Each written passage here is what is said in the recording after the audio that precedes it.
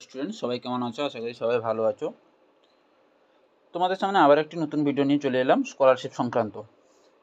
যে সকল ছাত্রছাত্রীরা 2023-24 শিক্ষাবর্ষে ওএসিস স্কলারশিপের জন্য আবেদন করেছিল, তাদের অধিকাংশ ছাত্রছাত্রীদের স্কলারশিপের টাকা ঢোকা শুরু হয়ে গিয়েছে।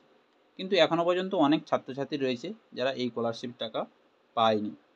আজকের এই ভিডিওর মাধ্যমে আলোচনা করব যে সকল ছাত্রছাত্রীরা ওএসিস স্কলারশিপ থেকে এখনও পর্যন্ত একটা কিস্তির টাকা পাওনি, যাদের টাকা পেতে কি করতে হবে এবং কতদিনের মধ্যে তোমরা টাকা পাবে, সব কিছু আমি ভিডিওর মাধ্যমে তোমাদের সঙ্গে শেয়ার করব। তাই ভিডিওটি স্কিপ না করে লাস্ট পর্যন্ত দেখতে থাকো।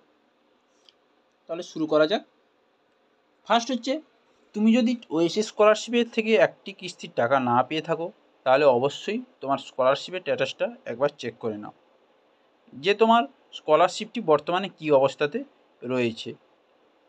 যদি তোমার স্কলারশিপে আবেদনপত্রটি সমস্ত ভেরিফিকেশন ঠিক থাকে এবং তোমার আবেদনপত্র আন্ডার প্রসেসে থাকে, তাহলে আর কয়েকটা দিন অপেক্ষা করতে হবে এই স্কলারশিপের টাকা পাওয়ার জন্য। 1 নম্বরে এই অপশানটা। 2 নম্বর থাকছে, 2023-24 শিক্ষাবর্ষ থেকে সরাসরি ওএসিস স্কলারশিপে আধার কার্ড অনুযায়ী টাকা দেওয়া হচ্ছে।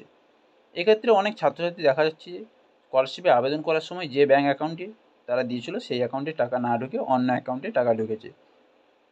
এক্ষেত্রে জানিয়ে রাখি, ছাত্রছাত্রীরা আধার কার্ড দিয়ে যে ব্যাঙ্ক অ্যাকাউন্টটি প্রথম কেওয়াইসি করেছিল সেই ব্যাঙ্ক অ্যাকাউন্টে ছাত্রছাত্রীদের ওএসিস স্কলারশিপে টাকা ঢুকেছে।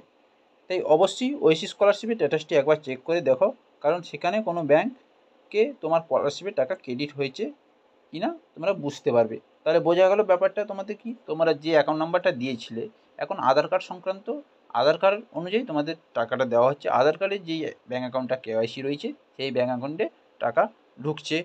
এবার তোমরা ব্যাঙ্কে গিয়ে তোমরা স্ট্যাটাসটা চেক করে আসো যে টাকাটা ঢুকেছে কি না। নেক্সট হচ্ছে, অনেক ছাত্রছাত্রী আধার কার্ডের সঙ্গে পেটিএম পেমেন্টস ব্যাঙ্ক প্রথম কেওয়াইসি করা ছিল, কিন্তু বর্তমানে পেটিএম পেমেন্টস ব্যাঙ্ক বন্ধ। তাই সেই সকল ছাত্রছাত্রীদের পরবর্তী যে ব্যাংকের সঙ্গে আধার কেওয়াইসি করা আছে সেই ব্যাংকে টাকা ঢুকেছে। কিন্তু তোমার যদি পেটিএম পেমেন্ট ব্যাঙ্ক ছাড়া অন্য কোনো ব্যাংকে আধার কেওয়াইসি করা নেই, তাহলে টাকা ঢুকতে সমস্যা হবে। এক্ষেত্রে তোমার যে ব্যাংকে অ্যাকাউন্ট রয়েছে সেটিতে অবশ্যই ব্যাংকে গিয়ে আধার কেওয়াইসি করে নাও, দিলে তোমার টাকা ঢুকে যাবে। নেক্সট হচ্ছে, আরেকটি কারণ হচ্ছে, লোকসভা নির্বাচন চলাকালীন অফিসিয়াল কাজগুলো খোলা থাকবে, তাই লোকসভা ভোট চলাকালীন অবশ্যই টাকা পেয়ে যাবে। এক্ষেত্রে নিরাশ হওয়ার কোনো কারণ নেই।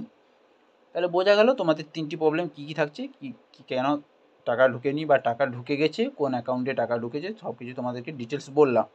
তাই ভিডিওটি ভালো লাগলে বা ভিডিওটি ইনফরমেটিভ লাগলে ভিডিওটিকে লাইক করবে, কমেন্ট করবে, শেয়ার করবে। এরকম স্কলারশিপ সংক্রান্ত নতুন ভিডিও পেতে আমাদের চ্যানেলটিকে সাবস্ক্রাইব করে রাখো, যাতে পরবর্তীকালে তোমাদের ভিডিও পেতে কোনো অসুবিধা না হয়। এরপর তোমাদের কোন কোন রিলেটেড ভিডিও দরকার, এডুকেশন রিলেটেড ভিডিও দরকার তোমরা বলো, নিশ্চয়ই তোমাদেরকে ভিডিওটি বানানোর চেষ্টা করব। তাহলে পরের ভিডিওতে দেখা হচ্ছে। ভালো থেকো সবাই।